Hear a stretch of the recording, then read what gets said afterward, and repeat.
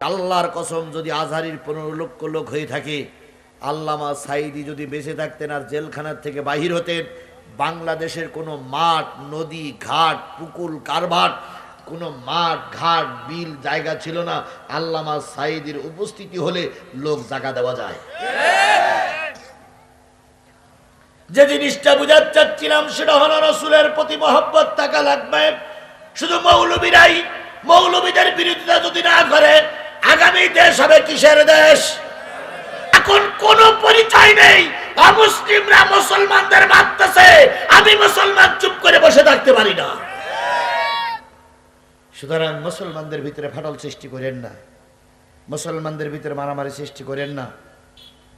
যুগে যুগে যত মুসলমান ধ্বংস হয়েছে, সব ধ্বংস হয়েছে অনৈক্যের কারণে। যেখানে ঐক্য আছে সেখানে কেউ আমাদের দিকে বেকা নজরে তাকাতে পারবে।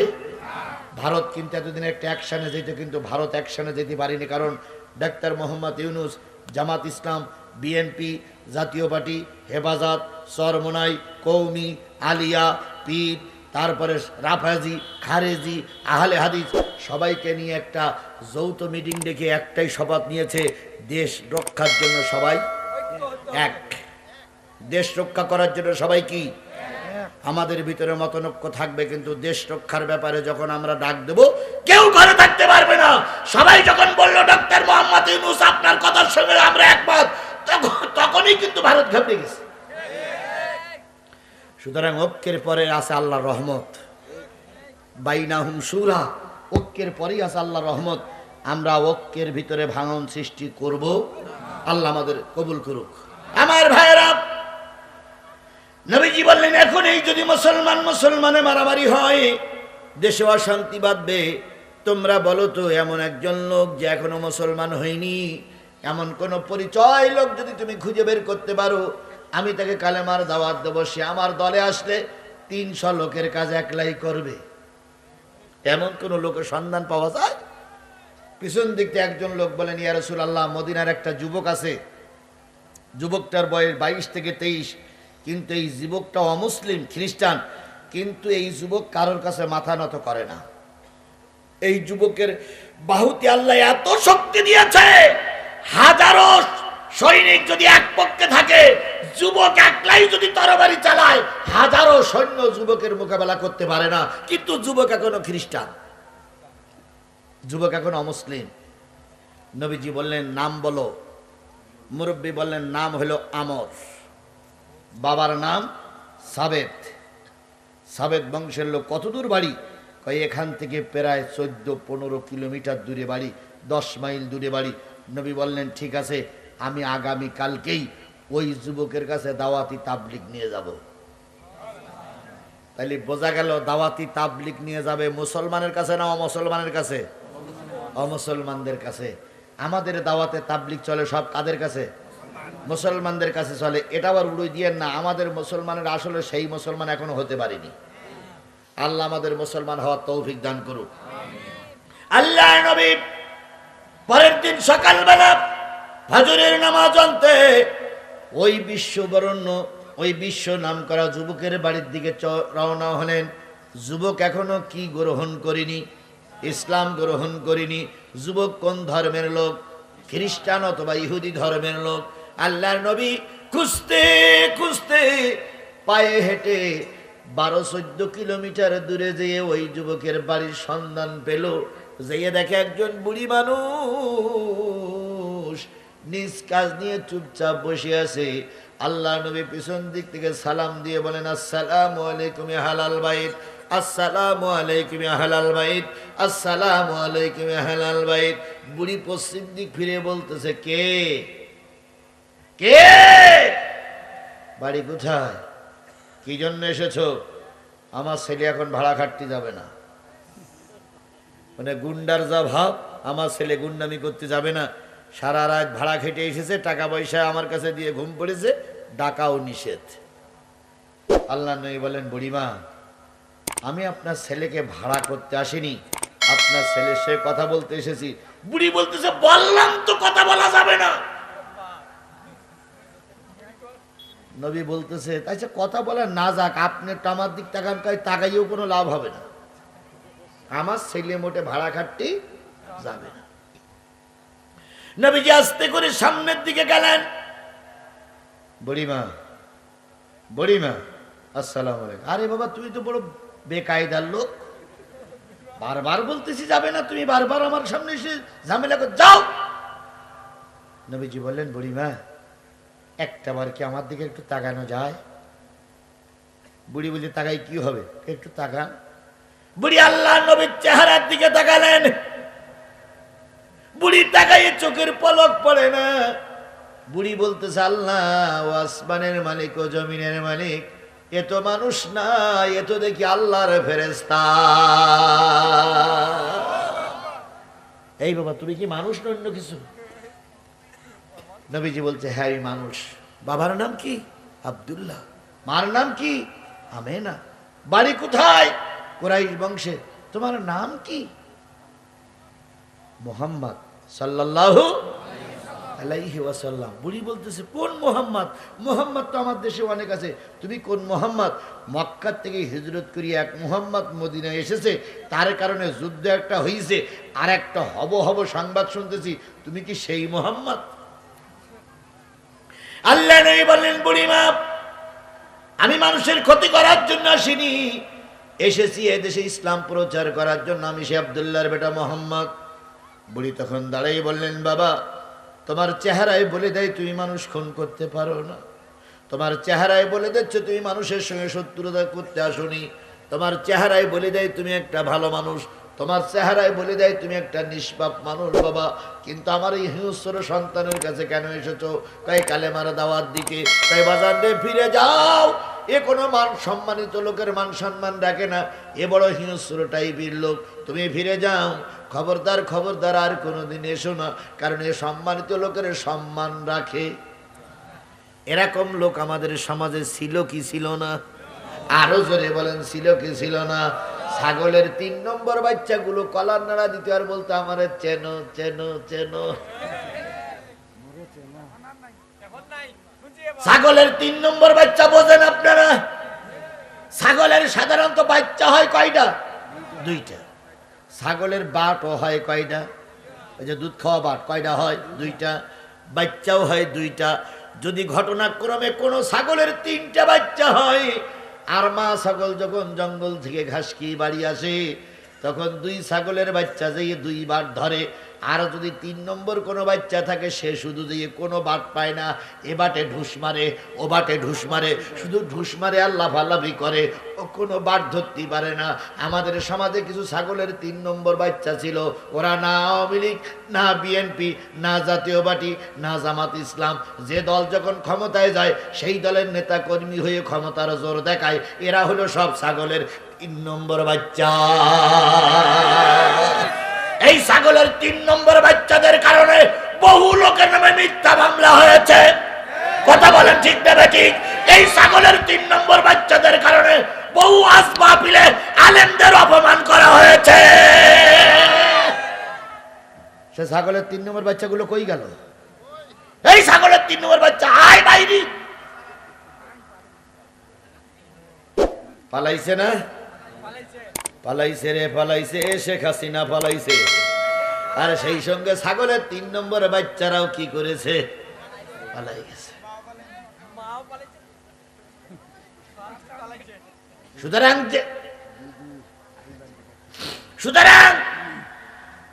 ছাগলের 3 নম্বর বাচ্চাদের আর মাথা উঁচু করতে দেওয়া হবে না।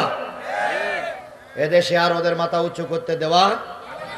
আচ্ছা, পৃথিবীর ইতিহাসে আপনারা কোনোদিন দেখেছেন যে মা পালাই যায়, বাচ্চারা ওই ময়দানে থাকে? বরং মা যখন যায় তখন বাচ্চাদের কি করে? নিয়ে যায়। আরে এমন এক মা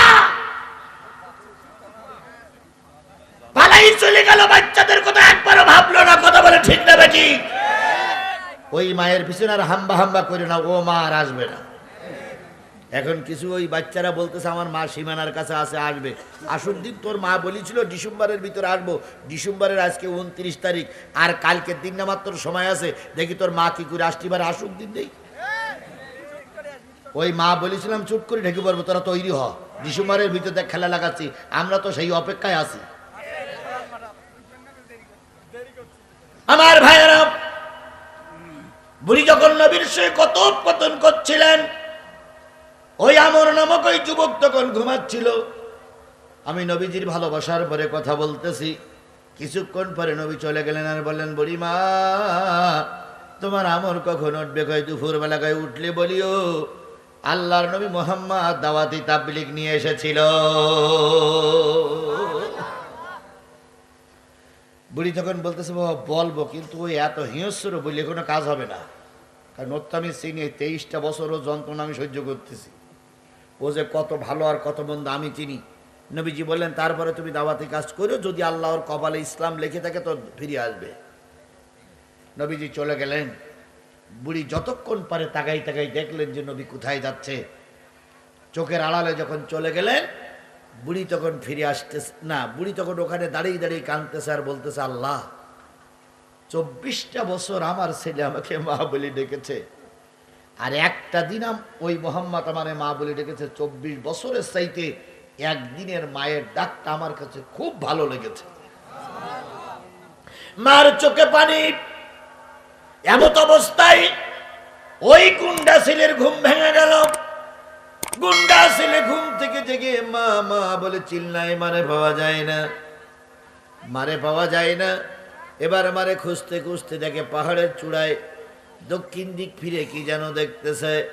আস্তে করে ওই গুন্ডা ছেলে মার মাথার কাছে পিছনে যেয়ে বলতেছে, ও মা কি দেখতেছো? কয় কিছু না। কয় কান্দো কেন? কয় এমনি। না রে মা, তোমার চোখে পানি আমি সহ্য করতে পারি না, হয়েছে নাকি? মা কিছুই বলে না। হঠাৎ করে বলতেছে, মা বাড়ি চলো।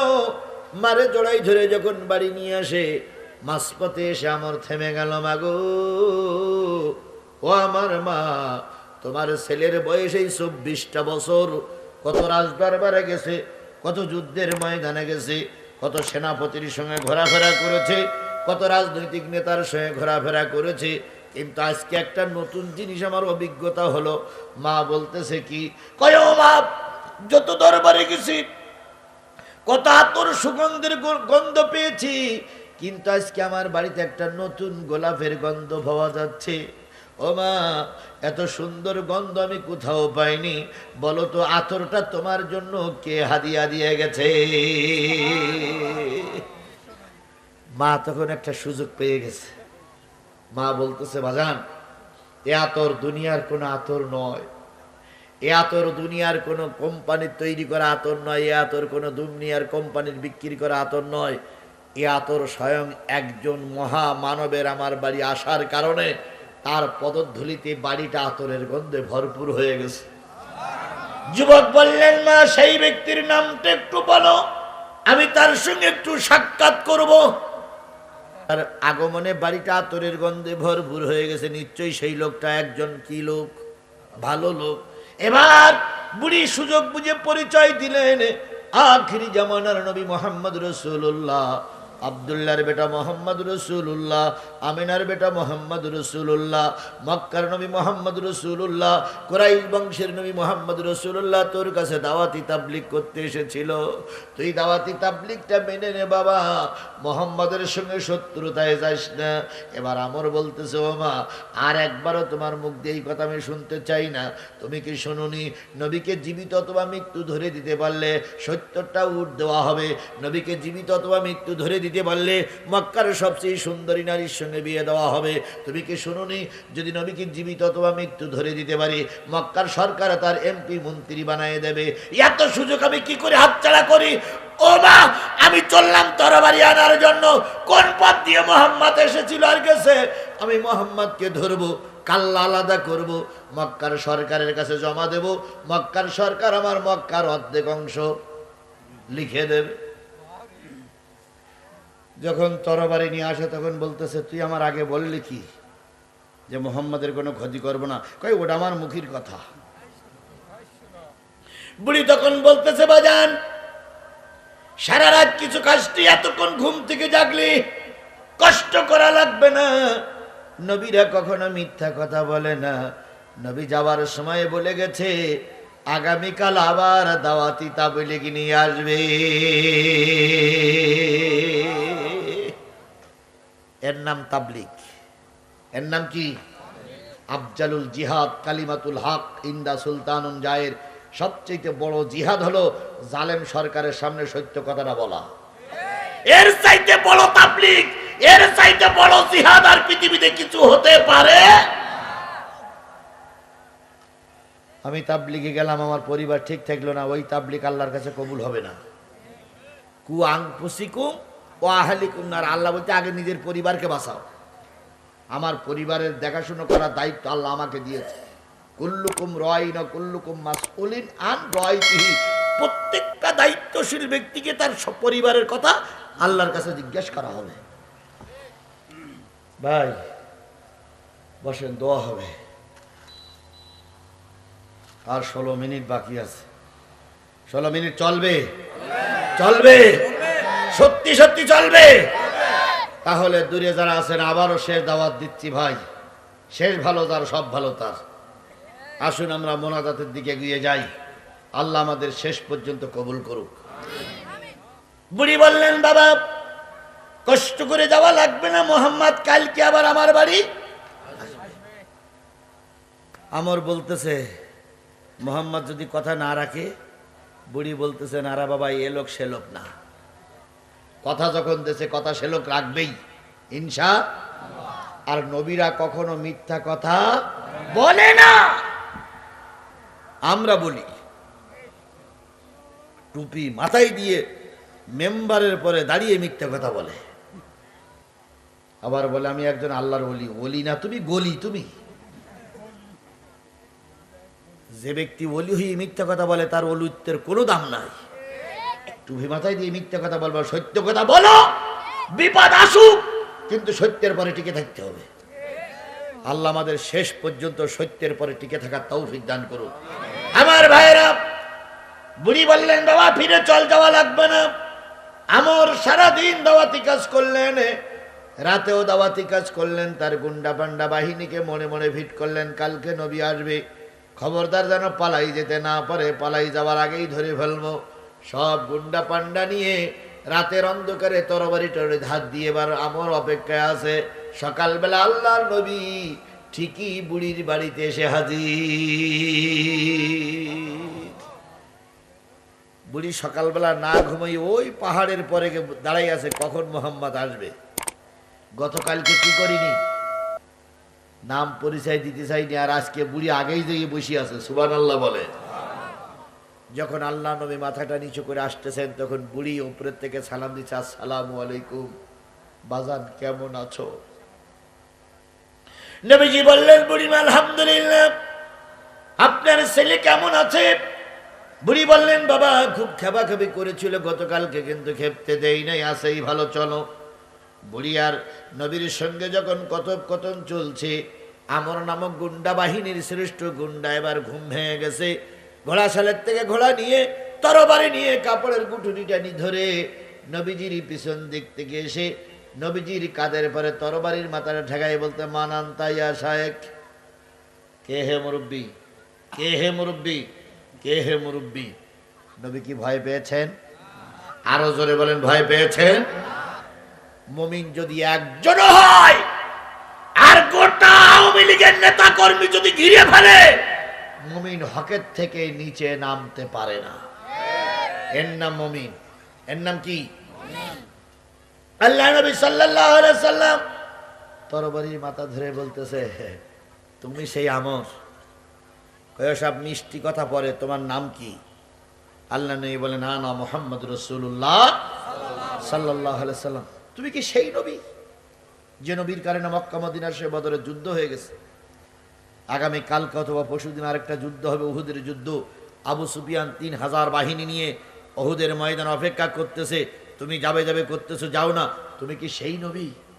আল্লাহ নবী বলেন, আমর তুমি যেভাবে তিরস্কার করছো, আমি তিরস্কৃত ব্যক্তি নই, আমি আল্লাহর নবী, আল্লাহ আমাকে নবুয়াত দিয়েই পাঠিয়েছে। আমর তখন বলতে, যদি আপনি আল্লাহর নবী হয়েই থাকেন, আপনি রেডি হন, এখন তরবারি দিয়ে কাল্লা আলাদা করে আবু সুফিয়ানের কাছে জমা দেবো, মক্কার রাজার কাছে জমা দেবো, আমরা অনেক পুরস্কৃত হব, আমাদের দেশের সম্মান বাড়বে।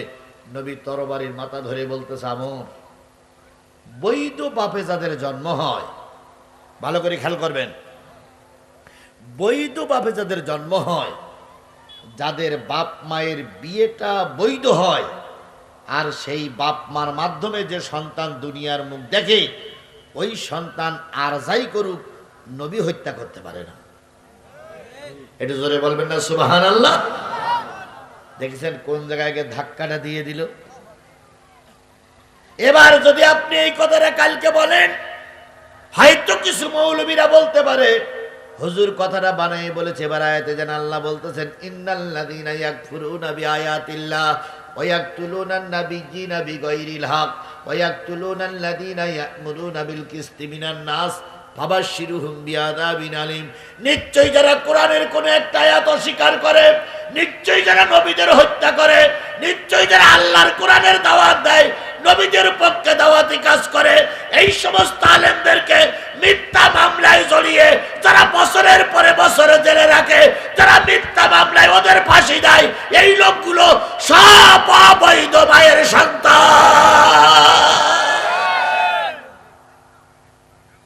তাহলে বোঝা গেল আল্লামা সাঈদীর যারা মামলা দিয়েছে এরা সব যারও সন্তান। আল্লামা সাঈদীর মামলার ব্যাপারে যারা সাক্ষী দিয়েছে এরা সব অবৈধ মায়ের সন্তান। আর এদের বিরুদ্ধে যারা মামলা দিয়েছে এরা সব কটা জারস। পারলে আল্লাহর নামে মামলা দাও, কারণ এই কথাকে আমি বলেছি না, আল্লাহ বলেছে। আল্লাহ বলেছে, ইন্নাল্লাযীনা ইয়াকফুরুনা বিআয়াতিল্লাহ ওয়া ইয়াকতুলুনান নাবিয়্যিনা বিগাইরিল হক ওয়া ইয়াকতুলুনাল্লাযীনা ইয়া'মুরুনা বিল কিসতি মিনান নাস ফাবাশশিরহুম বিআযাবিন আলীম। নিশ্চয়ই এদের জন্য জাহান্নামের সুসংবাদ দাও, এরা জান্নাতে যেতে পারে না। এবার আসুন, নবীর সামনে ওই যুবকের সামনে এই কথা বলার সঙ্গে সঙ্গে যুবকের শরীরটা কেঁপে উঠল, তরবারিটা পড়ে গেল। নবীজি বলেন, আমর রে, তরবারি উঁচু করে তোমার আমি মারব না, তবে তোমার আসো আমার বুকের ভিতরে তোমার একটু জড়ায়ে ধরি। আমর বুকের ভিতরে জড়ায়ে ধরলেন। আমরকে বুকের ভিতরে জড়ায়ে ধরে নবীজি একটু দোয়া করলেন, আল্লাহ আমরকে তুমি হেদায়েত নসিব করে দাও। আমর বলতেছে, যতই দোয়া করেন ওই মৌলবীর কলেমা আমি পড়বো না, যতই দোয়া করেন আপনি মৌলবীর দলে আমি যাব না। আল্লাহ নবী বলেন, যাবে কি না যাবে ওটা তোমার ব্যাপার, আমি শুধু তোমার জন্য দোয়া করতে পারি। হেদায়েত আমার হাতে নাই। হেদায়েত কার হাতে? আমি আপনাদের কাছে দাওয়াতি তাবলীগ করে যেতে পারি, কপাল যদি ভালো হয় হেদায়েত পাবেন, কপাল যদি ভালো না হয় হেদায়েত পাওয়া যাবে না। এই পর্যন্ত 5 জনকে আমি মুসলমান বানাইছি। 5 জন অমুসলিম আমার হাতে হাত দিয়ে কালেমা পড়ে মুসলমান হয়েছে। আমার এই আলোচনা শুনে, আমার বক্তব্য শুনে তাদের ভালো লেগেছে, তারা খুঁজে খুঁজে আমাকে বের করে কালেমা পড়ে মুসলমান হয়েছে। সর্বশেষ বগুড়ার এই ছেলেটা এদের বাড়িতে একটা মাহফিল হয় বগুড়া 4 মাথায়, সেখানে একটা ছেলে এই পঞ্চগড়ের থেকে যেয়ে কালেমা পড়ে মুসলমান হয়েছে। কত তারিখ যেন ছিল সেটা? 28 সম্ভবত নভেম্বর কালেমা পড়ে মুসলমান হলো। তার এভিডেভিট এখন আমাদের কাছে জমা আছে। সেই ছেলেটা সর্বশেষ ওদের এই বগুড়ায় যে সে কালেমা পড়ে মুসলমান হলো। এভাবে করে 5 জন কালেমা পড়ে মুসলমান হয়েছে। যদি কোনো অমুসলিম ভাই থাকেন, আমি আপনাদের মুসলমান হতে বলছি না, আমি শুধু আপনাদের কাছে দাওয়াত দিয়ে গেলাম, যে ধর্মের লোক আছেন ওই ধর্মের কাজগুলো ঠিক মতন করুন, হয়তো ঈশ্বর আপনার সহায় হতে পারে। হবে কিনা আমি জানি না, তবে যে ব্যক্তি ধর্ম মেনে চলে সে ব্যক্তি হিংস্র হতে পারে না। তো সে যে ধর্মেরই হোক, হিন্দু ধর্মের ভাইরা যদি হিন্দু ধর্ম ঠিক মতন পালন করে, এই ব্যক্তি কখনো আর একজনের শত্রু হতে পারে না। সুতরাং শত্রু হচ্ছে তারাই যারা ধর্ম মেনে চলতেছে না। আল্লাহ আমাদের সবাইকে ধর্ম মেনে চলা তৌফিক দান করুন। আমার ভাইয়েরা, আল্লাহ নবী সাল্লাল্লাহু আলাইহি সাল্লাম আমরের কাছে বুকের ভিতরে জড়াই ধরে দাওয়াতি কাজ করে চলে গেলেন। পরের দিন আল্লাহ নবী কোন যুদ্ধে চলে গেছেন? অহুদের যুদ্ধে। অহুদের যুদ্ধে আছে লোক সংখ্যা কত? 700। 300 লোক নিয়ে কেটে পড়েছে একজন মৌলবী। সে মৌলবীর নাম কি বললাম? আব্দুল্লাহ ইবনে উবাই ইবনে সুলুল। আল্লাহ নবী যুদ্ধের ময়দানে সকালবেলা আমরের এখনো ঘুম ভাঙেনি। আমরের মা মুরগি জবাই করলে মুরগি যেমন ছটফট করে, আমরের মা ছটফট করতেছে আর বলতেছে, আল্লাহ আমার নবীকে তুমি হেফাজত করো।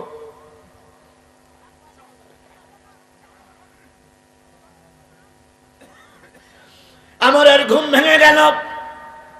আমর ডাক দিয়ে বলতেছে, মা কান্দো কেন? কয় তুই আমার মা বলে ডাকবি না? কয় কেন? কয় মুহাম্মদ সাল্লাল্লাহু আলাইহি সাল্লাম আজকে যুদ্ধের ময়দানে গেছে, যদি মোহাম্মদ যুদ্ধের ময়দান থেকে লাশ হয়ে ফেরে, আল্লাহর কসম তোর আমি সন্তান বলে পরিচয় দেব না।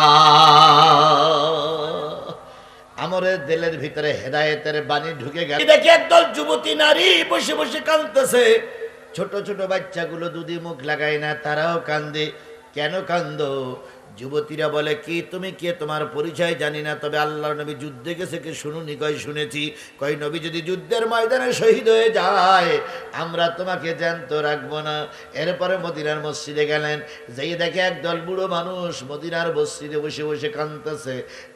বুড়ো মানুষদের লক্ষ্য করে, গো বুড়োরা তোমরা কান্দো কেন?